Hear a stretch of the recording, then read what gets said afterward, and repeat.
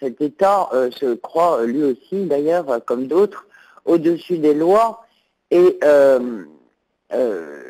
pratique depuis longtemps les crimes de guerre en ne respectant absolument pas les conventions de Genève. Alors, des situations d'illégalité totale, bon, d'une part, on sait très bien qu'ils se sont autorisés eux-mêmes à envahir militairement certaines régions du monde afin de pouvoir mettre la main sur les ressources pétrolières ou gazières. Donc ça, c'est déjà une chose. La deuxième chose, c'est évidemment un mépris total des conventions de Genève pour le comportement qu'il faut tenir en cas de guerre. On sait qu'en cas de guerre, malheureusement, c'est la violence qui prévaut, mais il y a quand même un peu de règles à respecter, à savoir que la population civile ne doit pas subir les conséquences des conflits armés, ou en tout cas sous réserve de respecter des règles de protection de la population civile. Deuxièmement, la situation des gens qui sont arrêtés. Si on prend le cas de ce qui s'est passé en Afghanistan, qui était quand même une opération d'invasion absolument invraisemblable, les États-Unis non seulement ont enlevé, on sait qu'ils ont kidnappé un certain nombre de gens sans aucune autorisation légale,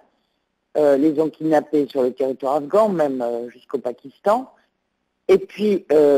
soit les ont emmenés dans un camp qui est lui aussi illégal, à savoir le camp de Guantanamo qui est sur le territoire de Cuba, pour leur faire subir des traitements de torture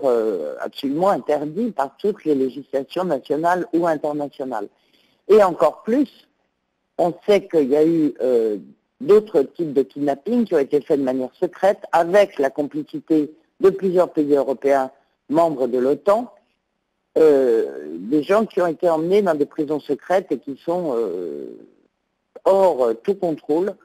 de la moindre organisation internationale, puisque ce sont des systèmes qui sont restés secrets. On sait ou on suppose en tout cas, que ces gens sont morts sous la torture, que leur identité n'a jamais été révélée, que les kidnappings eux-mêmes n'ont même pas été admis. Il y a un seul cas en Europe où il y a eu des poursuites, c'est en Italie, contre des gens de la CIA qui avaient enlevé un imam près de Milan pour l'emmener pour le faire séquestrer en Égypte et le faire torturer. Donc c'est la moindre des choses, et c'est malheureusement, tout ça est bien tardif, qu'il y ait des observations du Comité des droits de l'homme sur les pratiques illégales et inadmissibles, bien sûr, des États-Unis.